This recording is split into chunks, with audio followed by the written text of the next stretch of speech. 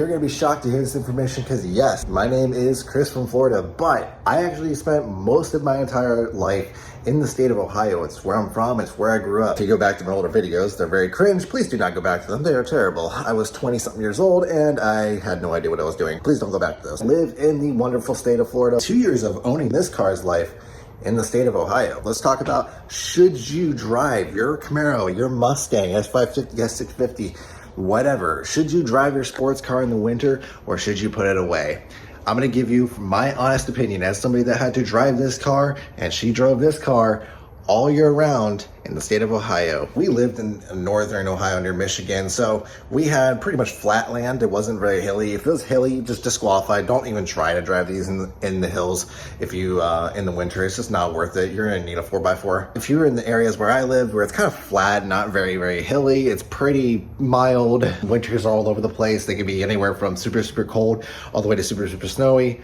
Whatever the case may be, you're probably wondering, well, should I drive this? And what are some tips that somebody that did drive it in the winter should give you? And I'm gonna do all of that. But the first thing is, in a minute into this video, is I wanna say, if I were to move back to Ohio or to a northern state that has winter, would I drive this car in the winter? Would she drive this car in the winter? Would they ever see snow or any type of winter conditions? And I'm gonna be 100% honest with you, as somebody that did it, 100% no. I would never do it ever again. And the reason being is actually, it's one of the reasons why we moved to Florida is because one, jobs, two, was the weather.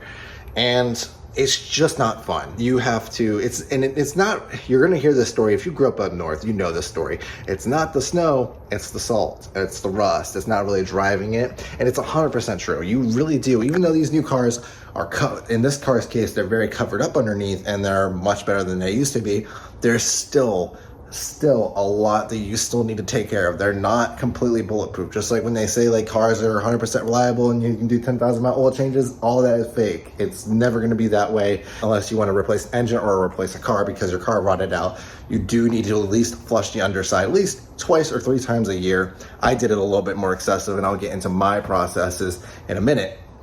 And I'll show you the underside of both cars in a second as well. So you want to see the undercarriage of both of these wonderful cars, and you want to see how I did it. So I'm going to try to do this with a flashlight because the iPhone flashlight's not really that good. But yeah, look at that. Clean as a whistle. Just a little bit of spot rust, but I mean, you're always going to get that. Same with like the resonator right there. But otherwise, like on the Camaro, it's pretty covered up under here, as you can tell. This area gets filled up with rocks, by the way, so you may have to dump these here and there. But otherwise though, like, it's as clean as a whistle down here. No, you're gonna have some surface rust here, especially on the differential, but otherwise no rot. The pinch welds are great. There's no actual damage to them or whatnot. So yeah. And then we go to the Mustang, which is not covered up because this is an older car. Look at that, clean as a damn whistle.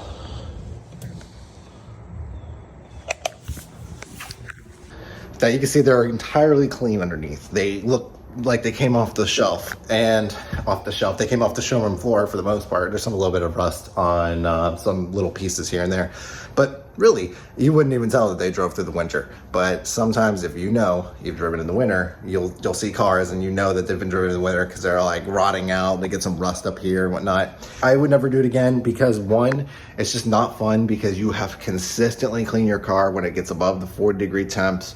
It's such a pain in the butt. And the only reason why I also wouldn't do it is because nowadays I'm almost 30 years old. I don't have the time that I used to, you know. If I lived in an apartment, or if I lived back home with my parents, which what I did for the first 2 years before I moved to Florida, I was very blessed, and all I had to do was work full-time, and when I was in school, go to school full-time while working full-time, play video games. I didn't have much of a lifestyle besides like hanging out with her. So, not the car, my wife, but I had a lot of time on my hands is what I'm trying to say. And nowadays, as I'm getting older, you have dogs, you have a house to take care of, then the lawn needs taken care of. Well, as it's cooling down, you don't have to do the lawn and stuff like that. But then you got home improvements you gotta do. You gotta clean the house because you have a husky, because you have to clean consistently, otherwise your house will be terrible. It's not as, you don't have as much time as you used to. Like, I used to spend, like, I'd get off work at, back in the day, I'd get off work at like 5 o'clock or 7 o'clock, something like that. And I'd play video games all that night because I had nothing else to do.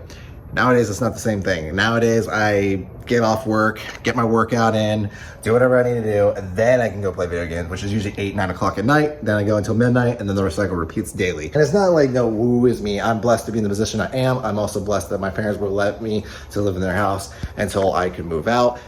I have nothing but good things to say in regards to this, but I am saying that, like, I had a lot more time back then, and so I spent the extra time to clean this car and this car. And she worked part-time back in the day, and you know what I mean? Like, there was a lot more time on our hands. Time on my hands, not as much anymore. There's no way I'd be able to keep up with it. I probably could, because I still clean my car whenever I need to. Actually, I haven't cleaned it in probably like 3 weeks, but I've only driven it once a week. And where I drive, yeah, it's a little bit dusty and dirty, but it's not as bad as you think, especially with the ceramic coating from Grant's Garage on it. If you cannot drive your sports car in the winter, I highly recommend not doing it. It's just not fun, because you have to do a lot of maintenance. Now, if you don't care about your car and you don't care if it rots away, that's on you, dude. But for me, I like taking care of my stuff. As I say that, look at the ceiling of my garage, which that's something that just needs to be I'm gonna fix. But yeah, like, if you can avoid it, just don't do it. Drive another car. It's something that's easier to take care of. Now, this car is a bit easier because it's covered up underneath. But even then, you still gotta take the covers off. You gotta empty all the rocks and crap that gets stuck up in there, and then you gotta scrub it all down. It's just not exactly the most fun, but you can do it if you have the time on your hands. This car is completely uncovered underneath, as you saw, so there's no protective underneath there, and thus I'll tell you what I did. Well, how did I take care of these cars in the winter? What is my advice? You can't avoid it. You have to drive your sports car in the winter. It's your daily driver.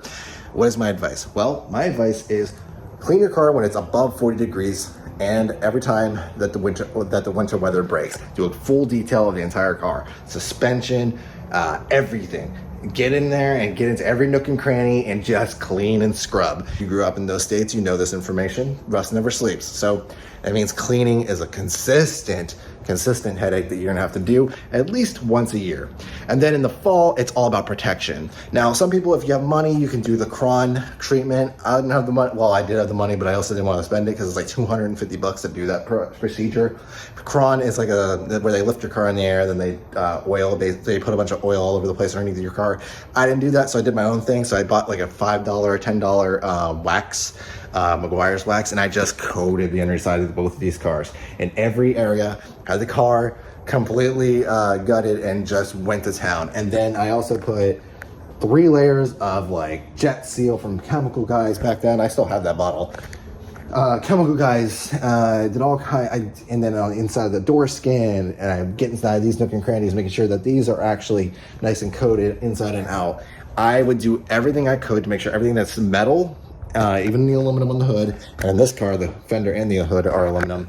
I made sure everything was 100% coated and sealed for the winter. And then halfway through the winter, if I was bored, I would do like another top coat just in case. But for the most part, didn't have to worry about that. It was mostly just making sure the undercarriage. In the summer, you're worried about the top. And then in the winter, you're worried about the bottom of the car. So, and then you're wondering, well, you cleaned it above 40 degrees. Why is that? Well, from my understanding, the salt and the sultride stuff that they put on the roads activates above 40 degrees. So get that crap off your car. Now, you're also probably wondering, well, how do I clean the underneath side of the car? You can't get a wash bin underneath these cars. These cars are too low to the ground. Well, lovely viewer, I'm gonna show you.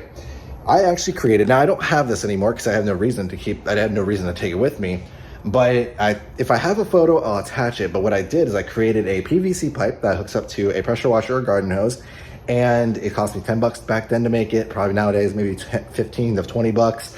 And it was in a completely undercarriage washer that hooked up to a garden hose or pressure washer, and I would just go like this. I would do 3 passes on each side, and in the front and in the back. And I would do this when the car is, hasn't been driven, because you don't really want to put cold water on a hot engine. So I would do that every single time the temps got above 40 degrees. And when it would get 40 degrees and then like rain a little bit, and then it would get rid of the salt off the road so you wouldn't get back on your car. That's exactly what I did. Or at least I cleaned my car once a week, or both cars once a week. So you can see where it kind of got a little excessive. The manual does say, it needs to be like 3 times throughout the winter, and at least right in the beginning of spring, which is 100% true. The salt really activates as it gets more humid and more warm. And where I lived in Ohio, yes, it does get humid in the winter. All right, it does get humid in the summer. There's the weird misconception that it doesn't, and that Florida's the only humid place. Not true. That's what I did, and it takes a lot of time on your hands. So if you got plenty of time on your hands, absolutely do it. If you don't have the time on your hands, you're either gonna have to go pay a detailer to do this work for you, which isn't gonna be cheap. Trust me, detailers are not cheap. I think that back then it was like 150 bucks when I got my car detailed, and then I learned how to do it myself. Probably nowadays, you're probably at least like 250 bucks to do a full detail, especially if you wanna get under the undercarriage and really get in there. So like I said, tips and tricks. Tires and stuff like that, I don't have to worry about that. Even on this car that doesn't have any of the technology, don't have to really worry about traction and stuff unless you live in the hills. If you live where I live, where there's not really many hills, I wouldn't worry about it. It's mostly just the rust that you have to worry about. And rust never sleeps, so you need to coat everything you can that's exposed steel and where plastic and steel meets, and just keep an eye on it consistently. And as long as you do that, usually you should be fine. You might get the outlier where it wasn't coated as well from the factory, and you may have to do some body work, but you usually can spot rust pretty early, right? You would have to be absolutely inept to not noticing when rust starts. Most people will notice it, especially if you're someone that's watching this video and you really want to take care of your vehicle, whether it's a 2016 or all the way to 2024 Camaro. It's just about the maintenance. Now, you might think, well, this is just common sense. It's all about maintenance. Well, unfortunately, some people don't know this information, and I hope this information was very helpful to you. So yes, to recap, if you can avoid driving it, I wouldn't do it. If I moved up north, I would never drive these cars ever in the winter ever again. I wouldn't have the time to take care of them.